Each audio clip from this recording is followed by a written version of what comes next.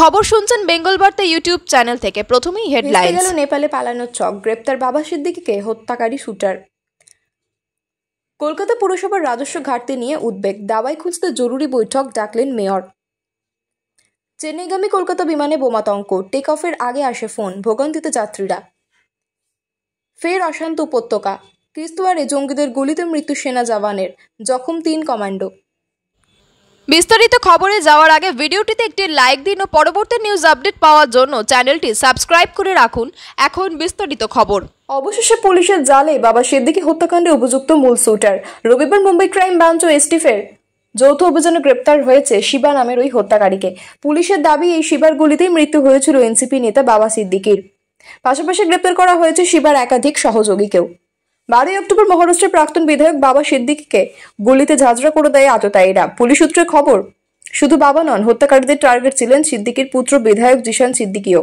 রীতিমতো কপাল জোরে রক্ষা পান তিনি। এই খুনের দায় স্বীকার করেছে কুখ্যাত লরেন্স বিষ্ণোই গ্যাং। দাবি করা হয় সালমান খানের সঙ্গে ঘনিষ্ঠ যোগাযোগ ও দাউদ গ্যাংয়ের সঙ্গে যোগ থাকার জেরেই বাবা সিদ্দিকীকে হত্যা করেছে তারা। এই হত্যাকাণ্ডের ক্রান্তে নেমে এখনো পর্যন্ত 20 জনকে গ্রেপ্তার করেছে পুলিশ, যে তালিকায় রয়েছে অস্ত্র সরবরাহকারী থেকে শুরু করে ষড়যন্ত্র লিপ্ত একাধিক জনকে। আবার পড়ছি, যে তালিকায় রয়েছে অস্ত্র সরবরাহকারী থেকে শুরু করে ষড়যন্ত্র লিপ্ত একাধিক জনকে।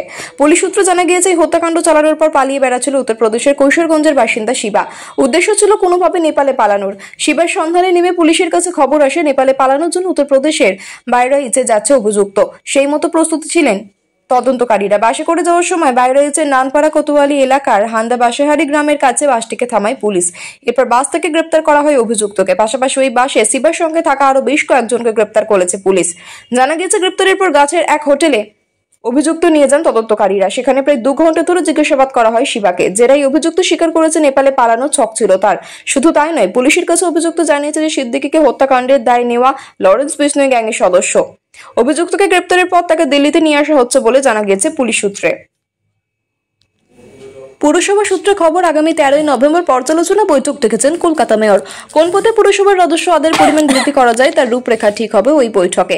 রাজস্বে ঘাটতি নিয়ে ঘোর দুশ্চিন্তায় পড়েছে কলকাতা পুরসভা। আর সেই পরিস্থিতি থেকে পরিত্রাণ পেতে জরুরি বৈঠক ডাকলেন মেয়র ফিরহাদ হাকিম। পুরসভা সূত্রে খবর, আগামী 13 নভেম্বর পর্যালোচনা বৈঠক ডেকেছেন কলকাতা মেয়র।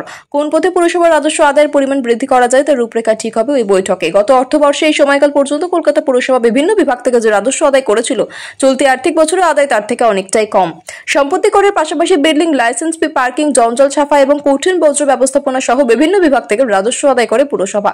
চলতি অর্থবর্ষের আগস্ট মাসের শেষ দিন পর্যন্ত রাজস্ব আদায়ের পরিমাণ 109,66,00,000 টাকা কম হয়েছে। তবে অক্টোবর মাসের শেষ দিন পর্যন্ত সেই ঘাটতি খানিকটা কমে গিয়েছে 78,16,00,000 টাকা। পুরসভার একটি সূত্র জানাচ্ছে, বিভিন্ন খাতে পুরসভার খরচ দিন দিন বাড়ছে, সঙ্গে রয়েছে বিপুল দেনার বোঝা।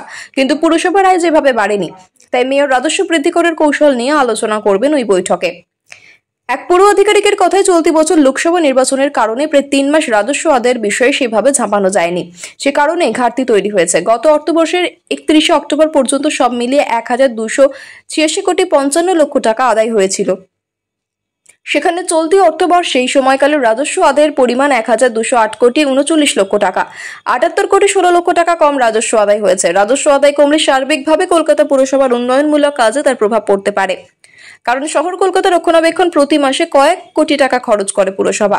আয় না বাড়লে সেই সব কাজ করা পুরসভার পক্ষে অসম্ভব হয়ে পড়বে বলেই পুর আধিকারিকরা মনে করছেন। তাই মেয়রের সঙ্গে বৈঠকে কোনো সুরাহা উঠে আসে কিনা সেদিকে তাকিয়ে পুরকর্তারা। চেন্নাইগামী কলকাতার বিমানে বোমাতঙ্ক, বোমা আছে বলে ফোন আসে ইন্ডিগোর কাছে। তারপরে যাত্রীদের বিমান থেকে নামিয়ে আনা হয়। সকলেই সুরক্ষিত রয়েছেন বলে জানা গিয়েছে। রবিবার দুপুরে বিমানটি কলকাতা থেকে ছাড়ার কথা ছিল। গত কয়েক মাস ধরে একাধিকবার বোমাতঙ্কের খবর আসে। বোমাতঙ্ক ছড়ায় কলকাতা বিমানবন্দরেও। কড়া পদক্ষেপের বার্তা দেয় কেন্দ্রীয় সরকার। অভিযোগ প্রমাণ হলে বিমানে ওঠা নিষিদ্ধ করার কথাও জানানো হয়। তারপরই সেই একই ঘটনা। রবিবার দুপুরে চেন্নাইগামী ইন্ডিগো বিমানের চেক ইনের পর যাত্রীদের ওঠানোর প্রক্রিয়া শেষ হয়ে গিয়েছিল। বিমান ছাড়ার আগে উড়ো ফোন আসে, বলা হয় বিমানে বোমা রয়েছে। তড়িঘড়ি যাত্রীদের নামানো হয় বিমান থেকে। তারপর সেটিকে আইসোলিয়েশন বেতে নিয়ে যাওয়া হয়। তারপর কলকাতা বিমানবন্দরের বম্ব থ্রেট অ্যাসেসমেন্ট কমিটি তল্লাশি চালায় বিমানে। এখনো পর্যন্ত সন্দেহজনক কিছু পাওয়া যায়নি। তবে এই প্রক্রিয়ার সময় সাপেক্ষ বলে 3টি ছাড়ার কথা থাকলেও এখানেও বিমানটি কখন ছাড়া যাবে তা যায়নি। ভোগান্তিতে যাত্রীরা। কলকাতা বিমানবন্দরে বোমাতঙ্কের ঘটনা এই প্রথম নয়, এর আগেও একাধিকবার এই ঘটনা হয়েছে। বোমা রাখা হয়েছে এমন খবর পেয়ে 11টি বিমানকে জরুরি ভিত্তিতে অবতরণ করানো হয়েছে, তবে কোনোটিতেই কিছু পাওয়া যায়নি। ফের জম্মু কাশ্মীরে জঙ্গিদের সঙ্গে গুলির লড়াইয়ে মৃত্যু এক সেনা জওয়ানের। গুরুতর আহত অবস্থায় হাসপাতালে ভর্তি করা হয়েছে আরো 3 জওয়ানকে। রবিবার সকাল থেকে ফের অশান্ত উপত্যকা। এদিন জম্মু কাশ্মীরের দুটি পৃথক জায়গায় জঙ্গিদের উপস্থিতি টের পায় বাহিনী। কিস্তওয়াড়ের পাশাপাশি শ্রীনগরের হারওয়ান এলাকাতে দিনভর জঙ্গিদের সঙ্গে গুলির লড়াই চলে। ঘটনায় কিস্তওয়াড়ের জুনিয়র কমিশনার অফিসারের মৃত্যু হয়েছে বলে খবর। সেনা সূত্র জানা গিয়েছে, স্পেশাল ফোর্সের ওই জেসির নাম নায়েব সুবেদার রাকেশ কুমার। এদিন কিস্তওয়াড়ের ভারত ব্রিজ এলাকায় কয়েকজন জঙ্গি আটকে থাকার খবর পেয়ে অভিযান চালান সেনা জওয়ানরা। কাছাকাছি পৌঁছতে সেনাকে লক্ষ্য করে শুরু হয় গুলি বৃষ্টি। দুষ্কৃতীদের আচমকা আক্রমণে স্পেশাল ফোর্সের সদস্যদের এমন পরিণতি হয় বলে খবর। সেনাবাহিনীর হোয়াইট নাইট কর্পস এক বিবৃতিতে জানিয়েছে, রাকেশের এমন পরিণতিতে তারা শোকাহত। এদিনের অপারেশনে গুরুত্বপূর্ণ ভূমিকা রয়েছে তার। মৃতের পরিবারের পাশে আছি আমরা। এদিন কিস্তওয়াড়ে হানদে ভারতীয় সেনা এবং 11 রাষ্ট্রীয় রাইফেলস বাহিনী। অন্যদিকে শ্রীনগরের হারওয়ান এলাকাতেও সংঘর্ষ চলে বলে খবর। সকাল 9টা থেকে সেখানে গুলির লড়াই শুরু হয়।